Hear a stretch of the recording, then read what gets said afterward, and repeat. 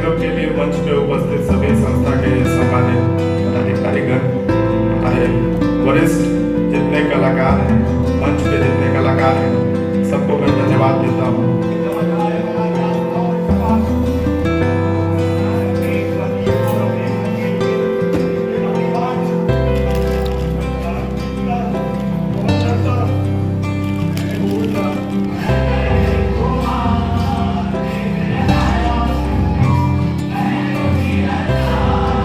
Bihar art theatre की स्थापना को 62 साल पूरे हो गए। इस मौके पर कालिदास रंगालय में 3 दिवसीय नाट्योत्सव का आयोजन किया गया, जो 25 जून से शुरू हुआ और 27 जून तक चलेगा।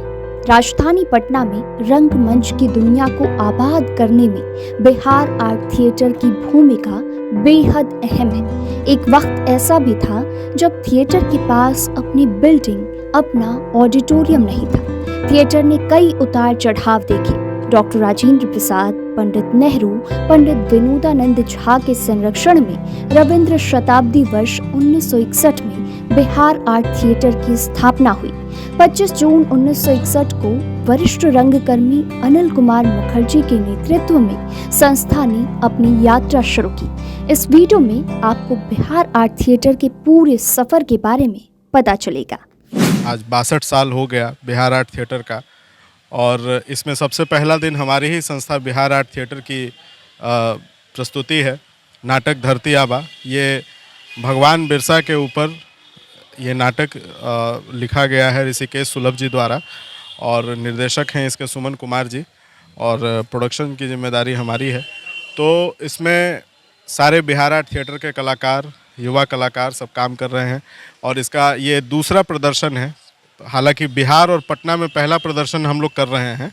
इसके पहले जो हुआ था प्रदर्शन वो रांची में ही हुआ था, इसी इनसाइडर लाइव के इवेंट में। तो इनसाइडर लाइव भी इसका पहले पार्ट रह चुका है। ये आपको जो सबसे पहले तो मैं इसके बारे में बता दूं, ये जो संस्था है नटराज आर्ट थिएटर, ये अविनाश जी का है, और अविनाश जी हमारे यहाँ के ही स्टूडेंट रहे हैं।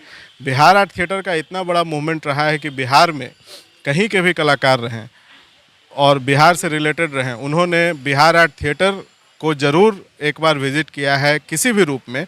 और अविनाश किशोर जी तो हमारे यहाँ के छात्र रहे हैं, हमारे सीनियर हैं, और इन्होंने अपनी संस्था पंडारक में बनाई, और वहाँ से ये शो करने आ रहे हैं। पंडारक में काफ़ी कम संसाधनों में ये लोग रंगकर्म को ज़िंदा रखे हैं।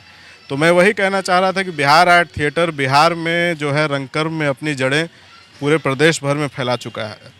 तो ये हमारे लिए काफ़ी गौरव की बात है कि आज हम लोग 62वीं जो है अपना स्थापना दिवस मना रहे हैं, और आगे भी हम लोग यूं ही करते रहेंगे। और इसके उपलक्ष्य में ये कहना चाहता हूं कि बिहार आर्ट थिएटर अभी काफ़ी प्रगतिशील है, और आगे भी हम लोग सब लोग मिल कर के इसके उत्थान के लिए अग्रसर रहेंगे। जी, बहुत बहुत धन्यवाद। बिहार आर्ट थिएटर की स्थापना हुए 62 साल पूरे हो गए हैं। इस मौके पर 3 दिवसीय नाट्योत्सव का आयोजन किया गया है बिहार आर्ट थिएटर के द्वारा, जो 25 जून से लेकर 27 जून तक चलने वाला है। इस आयोजन को लेकर क्या कुछ तैयारियां की गई है वो तो हम आपको आगे बताएंगे, लेकिन फिलहाल पहले हम आपको यहाँ का इतिहास बता देते हैं, बिहार आर्ट थिएटर का इतिहास बता देते हैं। हमारे साथ हैं सीनियर रंगकर्मी गुप्तेश्वर कुमार जी। गुप्तेश्वर कुमार जी से हम जानेंगे बिहार आर्ट थिएटर का इतिहास क्या रहा है। सर, पहले तो आपका बहुत बहुत स्वागत है इनसाइडर लाइव में। सबसे पहले मैं जानना चाहूँगी कि बिहार आर्ट थिएटर का इतिहास क्या रहा, कैसे यहाँ की शुरुआत हुई और कैसे आप यहाँ तक पहुँचे। बिहार आर्ट थिएटर की शुरुआत पुनाई चक में एक छोटे से कमरे से हुई थी। हमारे संस्थापक अध्यक्ष अनिल कुमार मुखर्जी जो सरकार में उच्च पदाधिकारी थे, कहने को तो बंगाली थे, मगर बिहार में ही रह गए, बस गए, और यहाँ की कला संस्कृति के लिए काफ़ी चिंतित रहते थे तो वो स्वतंत्रता सेनानी भी, और इसकी वजह से उनका जो सानिध्य था वो काफ़ी राजनीति में रहने वाले लोगों से ज़्यादा था, चूँकि सरकारी मुलाजिम थे।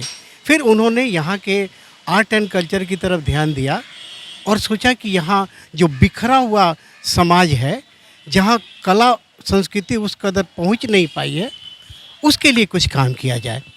तो उन्होंने 1961 में आज ही के दिन इस बिहार आर्ट थिएटर की स्थापना की। तो लोग धीरे धीरे इसका प्रचार प्रसार हुआ। और उस समय के जो कुछ इससे जुड़े हुए समझदार लोग थे, जैसे बात करें हम प्रोफेसर समीर खान की, प्रोफेसर समीर सेन गुप्ता की, सिस्टर पीटर क्लोवर जो नोटेड डम गर्ल्स हाई स्कूल की फाउंडर थी, उनकी बात करें, रामेश्वर सिंह कश्यप, लोहा सिंह की बात करें जो रेडियो पे कभी उनकी आवाज़ ऐसे गूंजती थी जैसे शेर दहाड़ता है, ऐसे बहुत सारे लोग, डॉक्टर चतुर्भुज से ले करके यहाँ तक कैसे आपको कहें कि रेणु जी तक आते थे, फणीश्वरनाथ रेणु तक आते थे, नागार्जुन जी आते थे। और तब लोगों ने विचार किया कि एक ऐसी संस्था जो जन्म ले चुकी है, इसके माध्यम से लोगों को जागृत किया जाए। सुविधाएं नहीं थी, कहने को रविंद्र भवन था, भारतीय नृत्य कला मंदिर था और यहाँ इंडियन मेडिकल एसोसिएशन हॉल था। इसी के इर्द गिर्द कभी कभी नाटक हुआ करते थे। तो वहाँ भारतीय नृत्य कला मंदिर से ज़्यादा सुविधाएं रविंद्र भवन में मिलती थी। वहाँ नाटकों के मंचन शुरू किए बिहार आर्ट थिएटर ने। प्रथम नाटक इसका हुआ पालकी, जो स्थापना के 3 महीने बाद तैयारियों के बाद नाटक किया गया। और उस नाटक ने लोगों के बीच में ऐसा कौतूहल जागा कि पटना में नाटक होना शुरू हुआ है। जितने भी कलाकार थे धीरे धीरे बिहार आर्ट थिएटर से जुड़ते गए।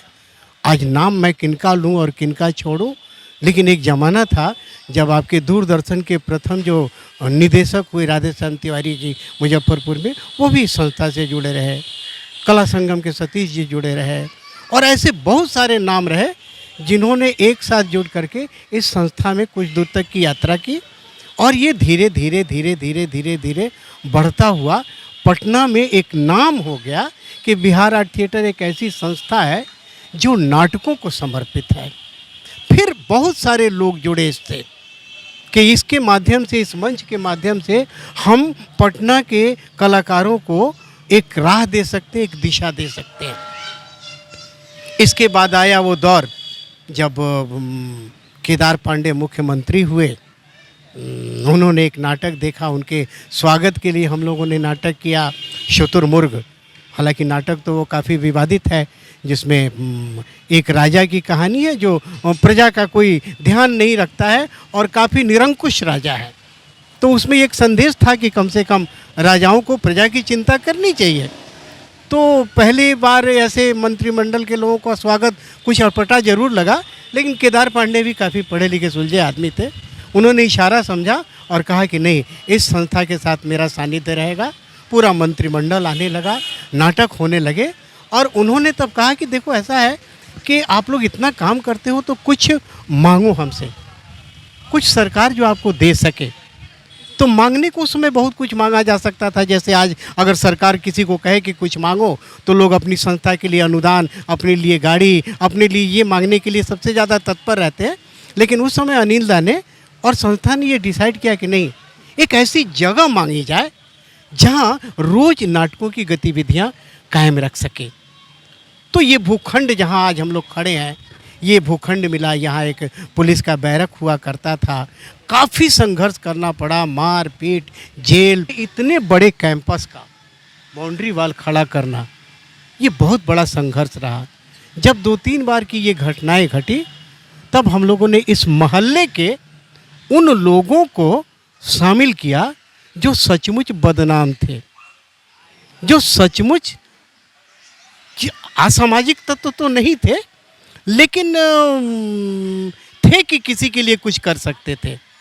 तो पीछे पुलिस प्रशासन की तरफ से तब कोई मदद नहीं मिली। मदद मिली, लोगों ने बाद में मतलब खड़े होकर के तो बनवाया नहीं, लेकिन यहाँ के कुछ लोगों को जब हम लोगों ने ये समझाया कि आपके मोहल्ले में, आपके बीच में एक ऐसी चीज़ हो रही है जो भविष्य में बहुत बड़ी पहचान बनेगी आपकी, तो वो लोग जिनको नाटकों से कोई मतलब नहीं था, जिनको साहित्य कला से कोई मतलब नहीं था, वो रात को लाठी लेके बैठने लगे कि देखते हैं कि कौन क्या करता है। और तब तो लोगों को समझाना भी मुश्किल होता होगा कि आखिर ये है क्या, कैसे यहाँ क्या मंचन होता है, क्या नाटक, उनको ये समझाना तो बड़ा मंचन तो बात की बात है, पहले यहाँ ईंटा, बालू, सीमेंट, छड़ उसकी व्यवस्था कैसे की जाए। तो सुबह में हम लोग निकलते थे साइकिल से, और ये जो आप अभी पटना देख रही हैं, ये तो अब क्या बताएंगे, वो ख्वाबों का पटना था।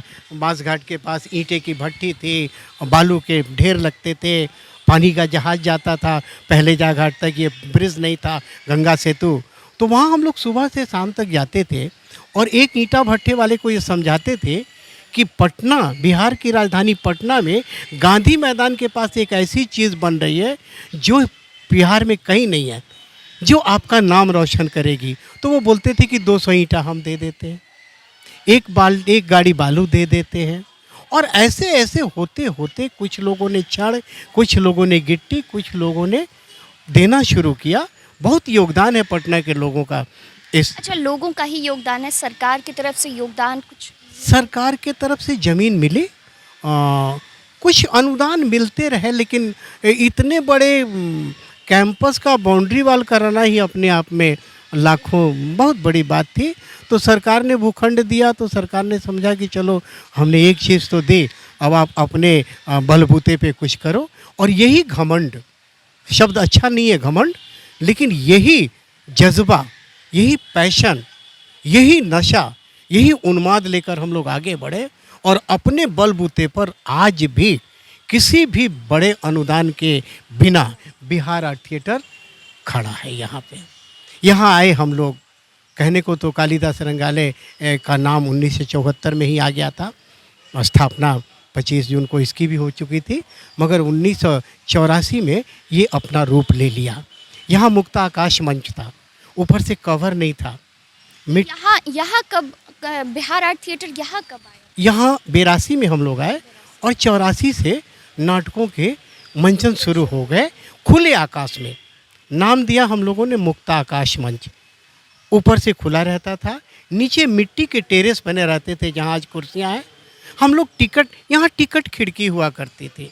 ये जो आप कैंटीन देख रही हैं, यहाँ टिकट खिड़की हुआ करती थी और लोगों में जिज्ञासा थे कि टिकट कटा करके नाटक देखते थे।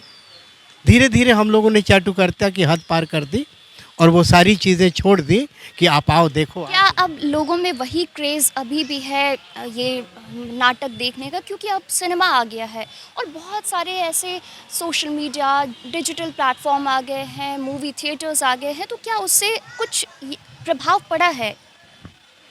दर्शक तो नाटकों के हैं, क्योंकि एक चीज़ है कि आप ने कहा डिजिटल की बात की, सिनेमा की बात की। चलो सिनेमा में तो एक सेंसर की गुंजाइश बनती है जहाँ, लेकिन और जो आप बोल रही हैं जो प्लेटफॉर्म, वहाँ परिवार के साथ शेयर करने वाली कोई चीज़ नहीं है। मतलब आदमी की स्थिति जो है ना, वो बड़ा उपापोह की हो जाती है कि फैमिली के साथ देखें, बच्चों के साथ देखें कि ना देखें। तो कुछ लोगों के दिमाग में ये बात आज भी बैठी हुई है कि यहाँ एक स्वस्थ, साफ सुथरा मनोरंजन मिलता है, किसी भी ग्रुप का हो, जहाँ बैठकर परिवार के साथ आप 1-1.5 घंटे अपने आप को आनंदित कर सकते हैं, कुछ पा सकते हैं, कुछ समझ सकते हैं, कुछ दे सकते हैं। तो एक वर्ग आज भी है दर्शकों का कि जो आकर पूछते हैं कि आपके महीने भर का शेड्यूल क्या है, कब कौन सा प्ले हो रहा है, कब कौन सी चीज़ें हो रही हैं। उसी क्रम में कुछ लोग जिनको नाटकों से कुछ नहीं लेना है, वो इधर से गुजर रहे होते हैं, वो देखते हैं क्या हो रहा है, नाटक हो रहा है, टिकट है, लोग बोलते हैं नहीं नहीं, वो आते हैं अगली बार परिवार के साथ आते हैं कि चलो देखते हैं। टिकट की परंपरा हम लोगों ने ख़त्म की, क्योंकि जब सरकार ने अनुदान देना शुरू किया तो नाटक करना ज़रूरी हो गया कि किसी तरीके से नाटक करना है। दर्शक आवे ना आवे, कुछ शूट कर लो, कुछ उनको डिटेल्स दे दो कि हमने नाटक किए और हमारी संस्था चलती रहे। लेकिन आज भी 10-12 ग्रुप्स ऐसे हैं जो। अच्छा, महीने में कितने नाटकों का मंचन एक महीने में अमूमन हो जाता है? देखिए, अगर हम लोग इस अंडर ब्रैकेट कोविड को कर दें, ये विभीषिका को थोड़े देर के लिए बंद कर दें, तो 365 दिन में लगभग 300 दिन तो यहाँ मंचन हुआ करते हैं। अच्छा, ये कहा जाता है कि 80 के दशक में ये मंचों का जो होता है सुनहरा गोल्डन एरा कह सकते हैं आप, तो वही वाला चीज़ अभी भी है, वही जज्बा अभी भी है? नहीं, अब वो जज्बा नहीं, उस समय का कारण था। उस समय लोग सिनेमा से रिलेटेड थे और यहाँ इर्द गिर्द एलिफिंस्टन, रीजेंट, रूपक, अप्सरा बहुत सारे हॉल हुआ करते थे। तो एक होड़ सी रहती थी फिल्म देखने की। छुट्टियों के दिन में तो ज़रूर रहती थी। जिसको टिकट नहीं मिलता था वो सोचता था कि करें क्या, परिवार लेके आए हैं, तो उसको पता चलता था कि चलो 10 रुपये में एक नाटक हो रहा है। वो उसको खरीद के अंदर आता था, फिर महसूस करता था कि 10 रुपये में ये बुरा नहीं था, तो अगली बार वो दर्शक हो जाता था। अच्छा, अब टिकट वाला सिस्टम ख़त्म हो गया क्या?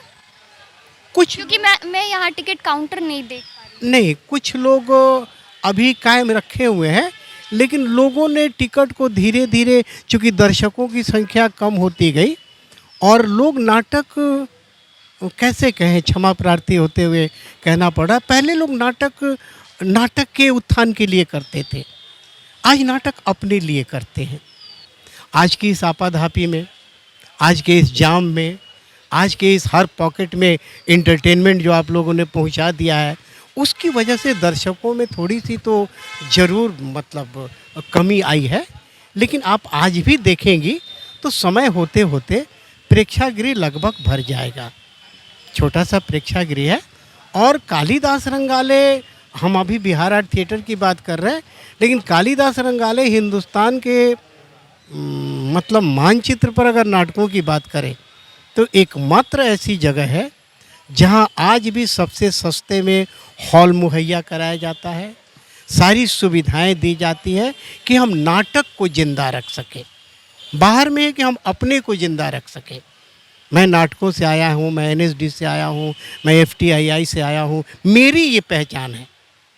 अच्छा, ये भी दिलचस्प है कि यहाँ से बहुत सारे ऐसे कलाकार हैं कालिदास रंगाले से जो निकले हैं और हिंदी सिनेमा में आज अव्वल दर्जे के एक्टर हैं, तो उनकी तरफ से कुछ योगदान मिलता है इस कालिदास रंगाले को, बिहार आर्ट थिएटर को? योगदान तो नहीं मिलता है, मगर एक खुशी होती है जब वो इस बात की चर्चा करते हैं कि मैं बिहार का रहने वाला हूँ, मैंने पटना में मंच किया है, मैंने कालिदास रंगाले से कुछ सीखा है, तो लगता है कि थोड़ी खुशी होती है कि ये ज़मीन भी उपजाऊ है, यहाँ की फसल भी अच्छी है। और कुछ लोग तो और अच्छा लगता है, जैसे पंकज की बात करें, त्रिपाठी की, हाँ, विनीत की बात करें, अखिलेंद्र मिश्रा जो यहाँ के मंचों से काफ़ी जुड़े हुए नहीं रहे, शायद आप पहचानती होंगी, जिन्होंने क्रूर सिंह से लेकर के और काफ़ी फिल्में की है। एक अच्छी पहचान है अखिलेंद्र मिश्रा की।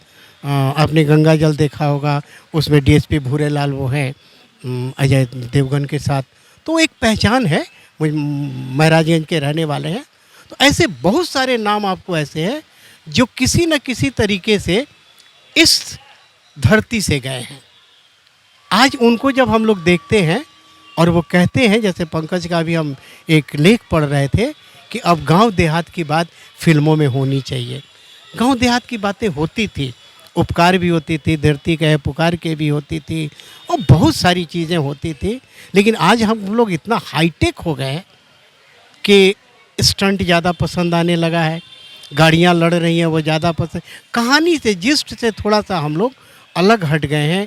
आजकल गाली गलौज का माहौल बन गया है। आप देखेंगे लोगों को अच्छा लग रहा है, डिजिटल पर तो आप चले जाइए तो वो चला गया। थोड़ा सा ये नियंत्रण हो जाएगा तो लोग भटकेंगे नहीं। सबसे बड़ी बात क्या हो गई है कि ये अब व्यापार हो गया है, रोजी रोटी का साधन हो गया है। कल जहां आप भटकते रहते थे, आपको एक बहुत अच्छी पर्सनालिटी की ज़रूरत होती थी, आपको खूबसूरत होना पड़ता था, आपको गोरा चिट्टा होना पड़ता था, आपको धर्म जी होना पड़ता था, राजेंद्र कुमार होना पड़ता था, राज कपूर और शेख मुख्तार होना पड़ता था, पृथ्वीराज कपूर होना पड़ता था। आज वो चीज़ें ख़त्म हो गई कि आप अगर मंच से वहाँ तक पहुँचते हो तो आप राजपाल यादव हो, आप राजकुमार राव हो, आप छोटे छोटे, आप आयुष्मान खुराना, आविर्भान, एक से एक लोग गए। तो ये टैलेंटेड लोग जो पहुँचे, पंकज कपूर से लेकर के नसरुद्दीन शाह तक, इन लोगों ने मंच के माध्यम से इन लोगों ने ये बताया कि मंच भी एक माध्यम है जहाँ से निकल के रोटी कमाई जा सकती है।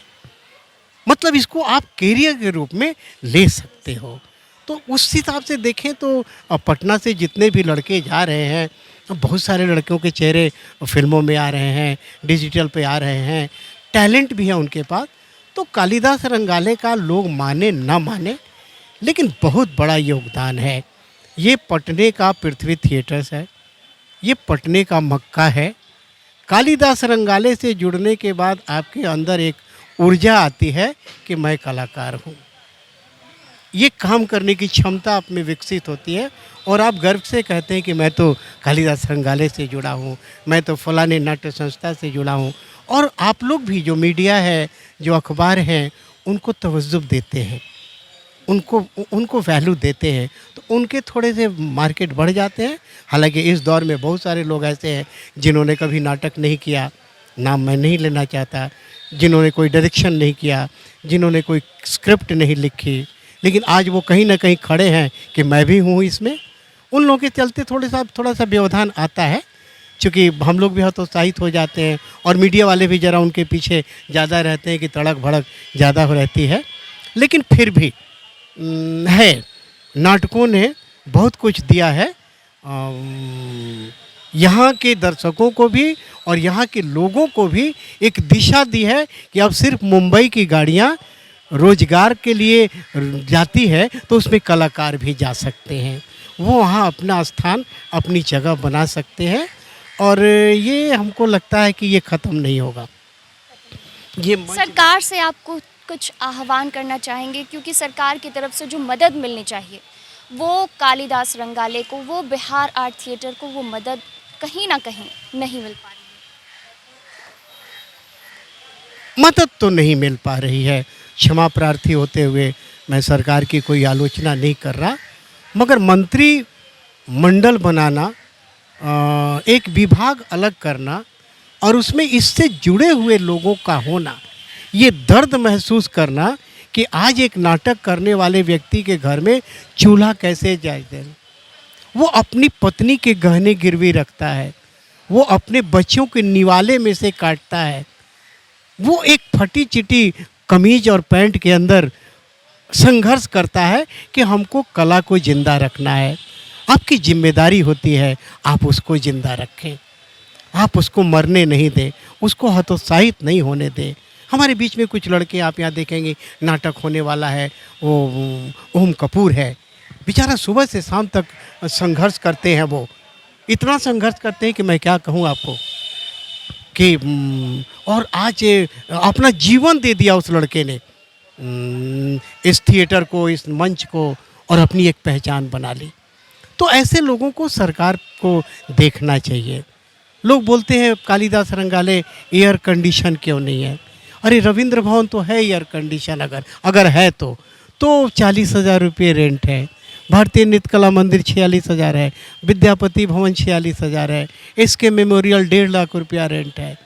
कहाँ से नाटक करने वाला दे पाएगा? अब देते कितना हो उसको? मेरी बात एक बार बेंगलोर में अनुपम खेर जी से हो रही थी, तो मैंने भी कहा कि मैं कलाकार हूँ। उनके सामने जब हुआ तो हम लोग नाटक करते हैं, ऐसा है वैसा है वैसा है। वो एक नाटक के सिलसिले में आए थे, उसी में बात हो रही थी उनकी।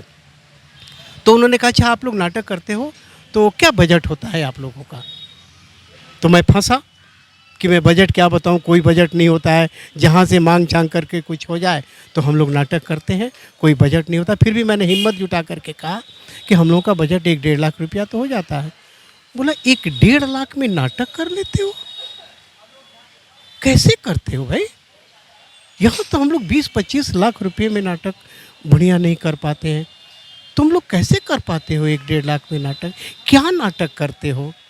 अब आप सोचिए कि जिन नाटकों की बदौलत बिहार में कला संस्कृति जीवित है, कालिदास रंगाले खड़ा है, उनके बारे में लोगों को ख्याल है कि नाटक क्या करते हो, मतलब पैसा इन्वॉल्व है।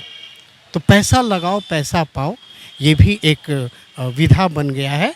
लेकिन नाटक में लोगों को खुशी है, मैं तो देख रहा हूँ कि खुशी है, बहुत सारे लोग खुश हैं इसमें कि चलो कम से कम अंदर की जो आवाज़ है, अंदर की जो बात है, वो हम लोगों तक पहुंचा रहे हैं, अच्छा बुरा खट्टा मीठा जो कुछ भी है, और लोग उसको स्वीकार भी करते हैं। वो करते आज घर में वो माहौल बन गया है, पहले नहीं था। लोग कहते थे नाटकिया है, अरे नाटक करता है। जब मेरी तस्वीर पहली बार अखबारों में छपी तो मेरे पिताजी ने लोगों को दिखाया कि देखो इसकी तस्वीर छपी है। तो कुछ पारिवारिक सदस्यों ने कहा कि आजकल अखबार का स्टैंडर्ड गिर गया, अब इसकी भी तस्वीर छपने लगी अखबारों में। तो अखबारों ने, मीडिया ने धीरे धीरे इसको जो संभाला, उनका भी बहुत बड़ा योगदान है कि यहाँ की गतिविधियाँ जो है लोगों तक पहुँचती हैं। आपके माध्यम से जो ये बातें पहुँचेगी, तो आज के घर में कल तक कोई बोलता था कि हम नाटक करते हैं तो लोग पूछते थे करते क्या हो? नहीं, हम थिएटर करते हैं, एक्टर हैं। एक्टर तो समझ गए, लेकिन करते क्या हो? एक प्रश्न हमेशा रहता था कि करते क्या हो। आज हो जाता है कि नहीं, मैं राजकुमार राव हूँ, करता ये हूँ। आज मैं आयुष्मान खुराना हूँ, करता ये हूँ। राजपाल यादव हूँ, इरफान हूँ, तो मैं ये हूँ, मैं हूँ, करता ये हूँ। तो लोगों को लगता है कि नहीं, ये भी एक विधा है, इसमें भी बच्चों को भेजा जा सकता है। और आजकल तो पढ़ाइयाँ हो रही हैं, यहाँ भी इंस्टीट्यूट चल रहा है, बिहार इंस्टीट्यूट ऑफ ड्रामेटिक्स के नाम से लगभग 100 लड़कों को ट्रेनिंग दी जाती है। यहाँ से बहुत सारे लड़के निकले हैं जो इर्द गिर्द आपको नज़र आएंगे। कोई किसी सीरियल में काम कर रहा है, कोई किसी फिल्मों में काम कर रहा है। तो हम लोग को खुशी होती है कि इतने लंबे दौर में जो हम लोग थोड़ा सा संघर्ष किया, उससे अगर आजकल ये लड़के निकल रहे हैं, ये टैलेंट निकल रहा है, तो उसी में खुश है। और क्या करेंगे, जीवन के बहुत सारे वर्ष तो गुजर गए। अब ये 62 वर्ष की संस्था हो गई। मैं तो 4-5 वर्षों बाद इसमें जुड़ा, 68 में जुड़ा हूँ। लेकिन उस समय से आज तक देख रहा हूँ कि हम सीढ़ी दर सीढ़ी ऊपर गए हैं, नीचे नहीं गए हैं। और आज बिहार आर्ट थिएटर भले संपत्तिवान ना हो, भले समृद्ध नहीं हो, लेकिन खड़ा तो अपने पाँव पे बिना बैसाखियों के है। और शायद खड़ा रहेगा जो यहाँ के लोग हैं, जो यहाँ मैनेजमेंट है, जो लोग संघर्ष देखे हैं, जिन्होंने संघर्ष किया है, वो इसको चलाएंगे। आगे आने वाली पीढ़ी है, काफ़ी हाईटेक है। आपने कहा क्या होगा भगवान जाने, लेकिन सरकार अगर थोड़ा सा ध्यान दे तो शायद कायाकल्प हो जाए, लोग आने लगे, कुछ सुविधाएं बढ़ जाए कलाकारों को। लेकिन हम अगर करते हैं तो हमको रेंट बढ़ाना पड़ता है। कल को एसी हम कर दें तो रेंट बढ़ेगा।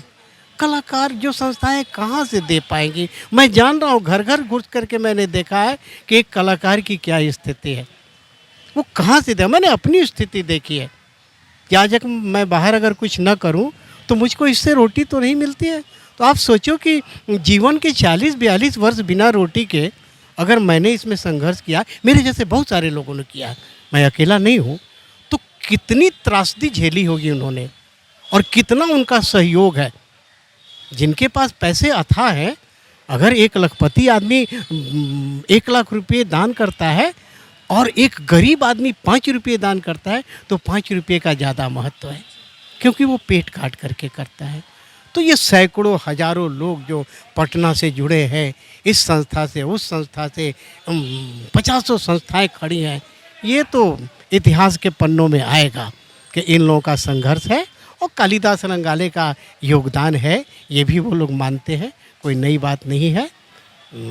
अच्छा लगा आपसे। धन्यवाद, बहुत बहुत धन्यवाद गुप्तेश्वर जी हमसे बात करने के लिए। तो आपने देखा किस तरह से इन्होंने इतिहास बताया बिहार आर्ट थिएटर का, और साथ ही साथ यहाँ कलाकारों की क्या दशा है, क्या किन संघर्षों से वो गुजर रहे हैं, ये भी उन्होंने बताया। हमारे साथ हैं वरिष्ठ रंगकर्मी आलोक गुप्ता जी। आलोक जी, काफ़ी वक्त से, आप लंबे वक्त से यहाँ से जुड़े हुए हैं, बिहार आर्ट थिएटर से जुड़े हुए हैं। आज चूँकि स्थापना दिवस है, तो क्या इस दिन को कैसे देखते हैं? एक्चुअली मैं 73 में ज्वाइन किया। 73 में जब ज्वाइन किया तब तक ये 10-11 साल पुरानी हो चुकी थी। हर साल वो स्थापना दिवस में एक अजीब सा हम लोग का माहौल रहता था, जो इस बार फिर देखने को मिल रहा है। तरह तरह का एक्टिविटीज़ होता था, बहुत सारे म्यूज़िकल प्रोग्राम होते थे, आजकल नहीं हो रहा है। और नाटक हम लोगों ने बहुत किया, हर स्थापना दिवस में एक प्ले करता रहता था। उसके बाद बीच में लॉकडाउन के समय में कुछ प्रॉब्लम, हम लोग कुछ नहीं कर पाए। फिर अब इस साल से हम लोग जोर शोर से लग गए हैं। क्या अभी भी रंगकर्मियों में वही जज्बा है जो लॉकडाउन से पहले था? रंगकर्मियों के साथ ऐसा है कि वो हमेशा जज्बा में रहता है। बिना जज्बा का रंग कहते हैं ना, पैशन, ऑलवेज पैशनेट होना चाहिए। पैशन के बिना रंगकर्मी हो ही नहीं सकता, कोई आर्टिस्ट हो ही नहीं सकता है। हमारे साथ हैं निहोरा प्रसाद जी, जो आयोजन समिति के अध्यक्ष हैं और बिहार आर्ट थिएटर के उपाध्यक्ष हैं। इनसे जानते हैं स्थापना दिवस को लेकर क्या कुछ तैयारियां की गई हैं। सर, क्या कुछ तैयारियां की गई हैं स्थापना दिवस को लेकर? देखिए, स्थापना दिवस बिहार आर्ट थिएटर का बहुत महत्वपूर्ण दिन है, क्योंकि आज ही के दिन बिहार आर्ट थिएटर की स्थापना आदरणीय स्वर्गीय अनिल कुमार मुखर्जी जी ने किया था। और उस समय से प्रत्येक साल हम लोग धूमधाम से यहाँ के कलाकार 3 दिवसीय कार्यक्रम नाटक का प्रस्तुति करता है। इस बार इस वर्ष भी पुरजोर से तैयारी है और 3 दिन 25, 26, 27 3 दिन बिहार आर्ट थिएटर के बैनर तले नाटक प्रस्तुत किया जाएगा। देखिए, बिहार आर्ट थिएटर का स्थापना दिवस इसलिए भी महत्वपूर्ण है कि यह बिहार आर्ट थिएटर हजारों कलाकारों को यहाँ से सिखाकर निकाला है। आज कहीं न कहीं रोजी रोटी, चाहे वेब सीरीज हो, चाहे बम्बे में भी कुछ कलाकार लोग काम कर रहे हैं, अच्छे कला का प्रदर्शन कर रहे हैं। तो ये प्रोडक्ट संस्था है। यहाँ से कलाकारों को प्रोडक्ट हम लोग करते हैं, सिखाते हैं और वो विभिन्न क्षेत्रों में जा कर के अपनी कला को प्रदर्शित करते हैं और कई तरह के आगे भी बढ़ते हैं। इसलिए स्थापना दिवस बिहार आर्ट थिएटर के लिए बहुत ही महत्वपूर्ण है। दूसरी बात कहना चाहते हैं कि ये जो बिहार आर्ट थिएटर है वह बिहार के कलाकारों के लिए मंच भी देता है नाटक करने के लिए। जो गरीब संस्थाएं हैं, कमज़ोर संस्थाएं हैं, कम दरों पर हम लोग देते हैं ताकि अपने कला को प्रदर्शित कर सके और आगे बढ़ सके। इसलिए सारे लोग इस स्थापना दिवस में लगे हैं। हम मजबूती के साथ 3 दिवसीय हम लोग स्थापना दिवस मनाएंगे। धन्यवाद सर, हमसे बात करने के लिए।